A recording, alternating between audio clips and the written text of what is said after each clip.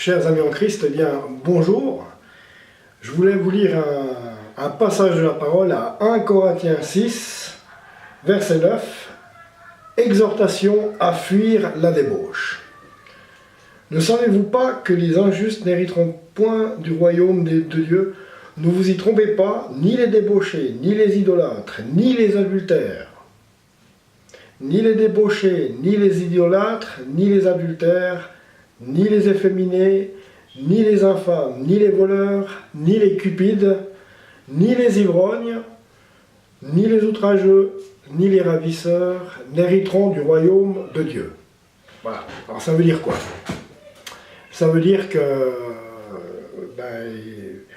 tout ce qui est dit là, donc on ne peut pas vivre n'importe comment, faire ce qu'on veut de sa vie, c'est-à-dire s'enivrer jusqu'au bout de la nuit, aller séduire maintes et maintes femmes, changer de partenaire sexuel tous les jours, ne pas s'habiller donc en femme, ne pas pour les hommes, hein, ne pas s'habiller en femme, éviter les tatouages, puisque nous sommes le temple de Dieu, donc notre corps est le temple du Seigneur. Il faut éviter les tatouages, il faut éviter surtout la scarification. Il faut vraiment rester sobre. Rester sobre. Donc c'est écrit là. C'est pourtant pas difficile de ne pas se tromper, comme on dirait, parce que tout est donné dans la parole. Donc quand vous lisez, ne savez-vous pas que les injustes, donc on est considéré comme injuste si on fait ces choses-là, n'hériteront point du royaume de Dieu. Ne vous y trompez pas, ni les débauchés, ni les idolâtres, ni les adultères, ni les efféminés, ni les infâmes, ni les voleurs, donc voler de toutes sortes, ni les cupides, donc penser qu'à l'argent et à la réussite, ni les ivrognes, donc les gens qui s'enivrent du matin au soir, ni les outrageux, ceux qui commettent des outrages de toutes sortes à tout le monde et qui pensent qu'à eux, et qui sont prêts à tout, afin de même d'écraser leur propre mère et leur propre père si ils peuvent accéder à quelque chose, ni les ravisseurs n'hériteront du royaume de Dieu. C'est écrit là. Donc je pense qu'on est assez averti. On est assez averti. On n'a pas d'excuses. Surtout si on l'a lu, si on le lit. Donc on n'a franchement pas d'excuses. Et c'est là que vous étiez, enfin là que nous étions, j'ai envie de dire plutôt, quelques-uns d'entre vous, ou quelques-uns d'entre nous. Mais vous avez été lavés, oui, mais vous avez été sanctifiés, mais vous avez été justifiés au nom du Seigneur Jésus-Christ et par l'Esprit de notre Dieu. Tout m'est permis, mais tout n'est pas utile. Tout m'est permis, mais je ne me laisserai pas asservir quoi que ce soit. Les aliments sont pour le ventre, et le ventre pour les aliments. Et Dieu détruira l'un comme l'autre. Mais le corps n'est pas pour la débauche, il est pour le Seigneur. Donc, de ce que je disais, ne pas aller se donner le corps à multiples partenaires sexuels. Tatouage, scarification aussi. Hein. C'est vraiment contre-indiqué. Il est pour le Seigneur et le Seigneur pour le corps. Et Dieu qui a ressuscité le Seigneur nous ressuscitera aussi par sa puissance.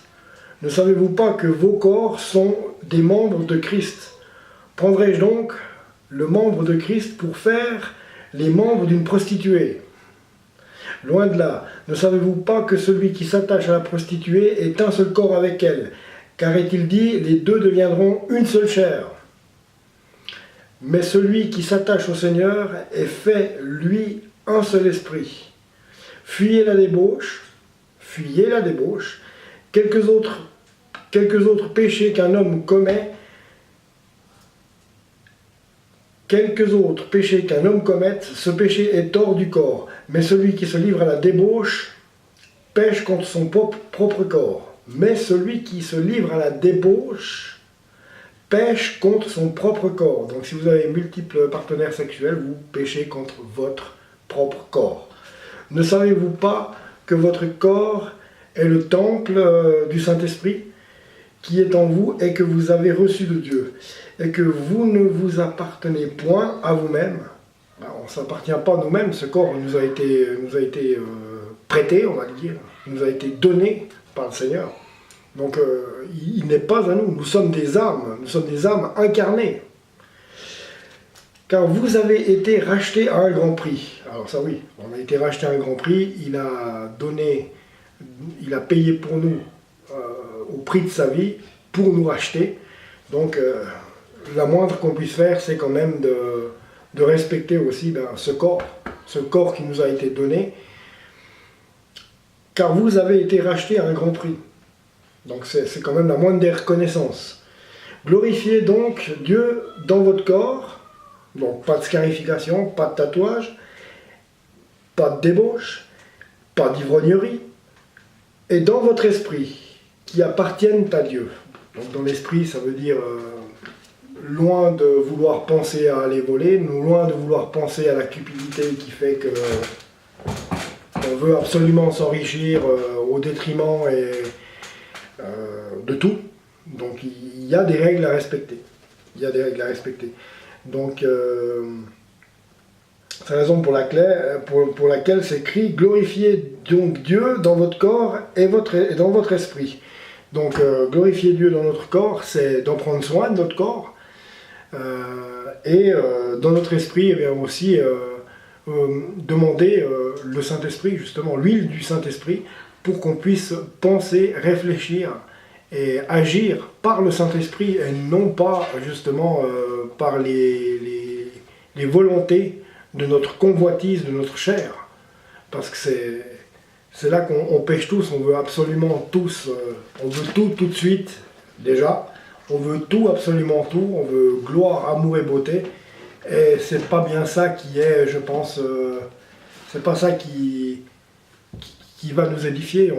À un moment donné dans notre vie, on a tous pensé à dire « Ah ouais, il faudrait que je sois super millionnaire pour pouvoir m'offrir tout ce que je veux. Hein, ce que je veux, pour pouvoir profiter moi-même, pour pouvoir, voilà, pour pouvoir assouvir tous mes fantasmes, assouvir tout